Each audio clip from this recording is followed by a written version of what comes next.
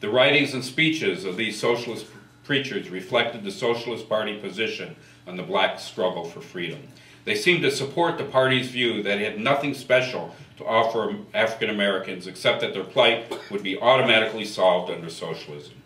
They did emphasize, however, that blacks would have the most to gain in a socialist society. They did not criticize the Socialist Party for failing to launch campaigns against lynchings, segregation, disenfranchisement, and the peonage in the South. The most interesting reverend, I think, is Reverend George Woodbey.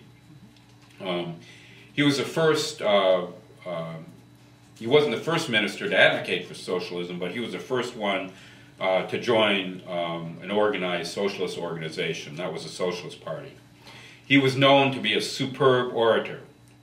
The editorial writer for the Appeal to Reason, a leading socialist newspaper of the Socialist Party,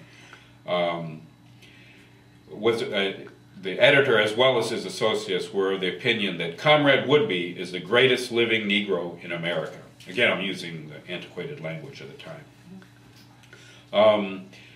1902, Woodbey moved from California, or to California from Nebraska, where he pastored at the Mount Zion Baptist Church.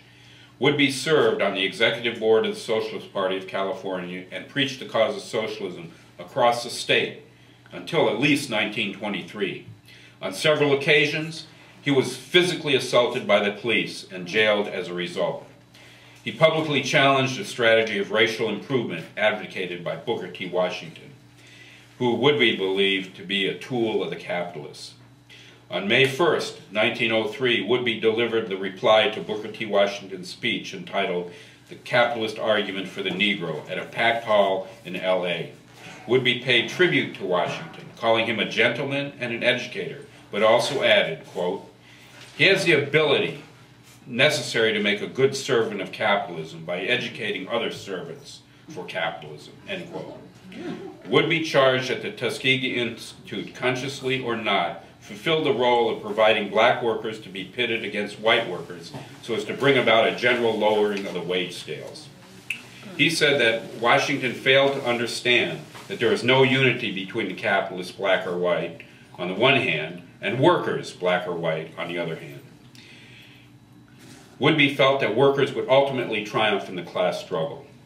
He stated then, quote, then the men of all races will share in the results of production according to their services in the process of production.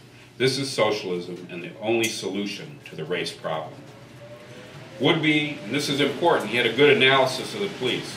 He viewed the police as tools of the capitalist state.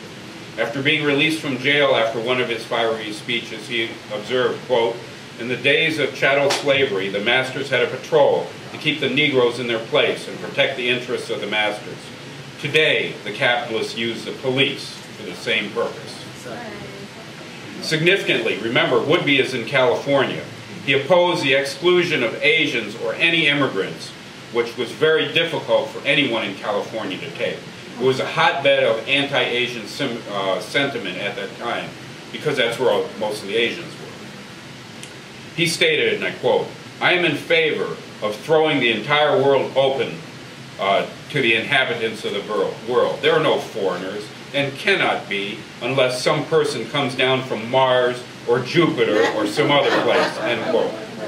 Again, I stand on the declaration of Thomas Paine when he said, "The world is my country. It would be a curious state of affairs for immigrants from Europe themselves to get control of affairs in this country and then say to the Oriental immigrants that they should not come here." Woodbey dismissed the idea that Asian immigrants would reduce the standard of living of the working class, arguing that regardless of immigration or no immigration, there is a natural tendency of capitalism to reduce the standard of living of the working class, and they would export production to cheap labor countries in Asia if workers here would not do it cheap enough. He anticipated what happened. Hey, Mr. Mike,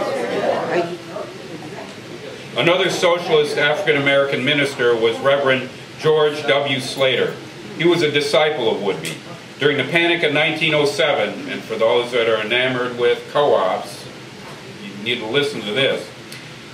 He tried to alleviate the sufferings of his parishioners by organizing a cooperative. He figured that buying goods in bulk, he could save at least 25 to 30%. However, the manufacturers refused to sell him goods and threatened to drive out of business any dealer who dared to sell to his co-op. He then realized the futility of trying to alleviate the poverty of the black community under the existing system. After hearing Woodby's analysis of how socialism could help alleviate poverty, he immediately joined the Socialist Party and assumed the task of recruiting African Americans to the party. He saw socialism as the ethics of Jesus in economic action. Like Woodby, he opposed the views of Booker T. Washington. Then finally, I'll briefly mention the third minister. His name is Reverend Richard Ewell.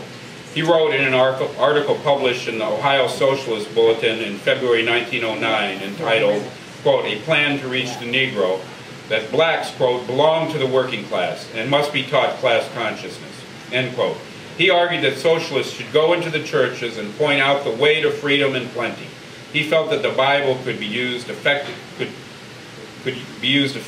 to combine religion with radicalism and convince the black working class of the evils of capitalism and the virtues of socialism.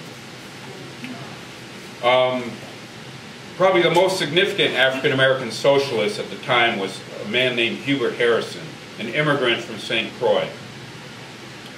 He was a leading organizer of the Socialist Party, and he's also considered a seminal and influential thinker who encouraged the development of class consciousness among the working people and positive race consciousness among the black people. He described himself as a, quote, radical internationalist, end quote, and contributed to the radical Caribbean movement. He influenced a generation of African-American militants, including A. Philip Randolph, Chandler Owen, Marcus Garvey, Richard Benjamin Moore, W.A. Domingo, Williana Burroughs, and Cyril Briggs. Harrison's traction to socialism started in about 1908 when he was in his mid-20s. By 1911, he was a leader of the New York Socialist. He was a leader of the New York Socialist Party, writing a series called "The Negro and Socialism." Over the next few years, he would write numerous articles. In 1913, he was a featured speaker at the Paterson, New Jersey Silk Strike and became a prominent socialist speaker in New York and Connecticut. In 1914, he taught at the Socialist Party School, and he was suspended from the party from writing a critical letter in a party publication called the New Review. In the letter, he strongly criticized an article written by the state secretary of the Socialist Party in Mississippi, who endorsed segregation and promulgated the racist ideas of the day. This Mississippi socialist was attacking Mary White Ovington, one of the early founders of the NAACP and also a socialist, who had observed, quote, that in some southern states, the socialists have at times showed a race prejudice unexcelled by the most virulent Democrats, end quote. In his closing paragraph of his letter that got him suspended, Harrison wrote, quote, "So long as the tattered remains of the Granger and the populist movements rally to your standards in the South, we shall have to keep from saying that socialism stands for full civic and potential equality of all workers, at least. The IWW, of course, has no scruples about affirming the full import of its revolutionary doctrine at all times and all places, even in the South. It actually opposes race prejudice, with success, as in Louisiana, where it organized 14,000 black timber workers, along with 18,000 white timber workers, with mixed locals," that's his quotes, too, in spite of the Southern sentiment.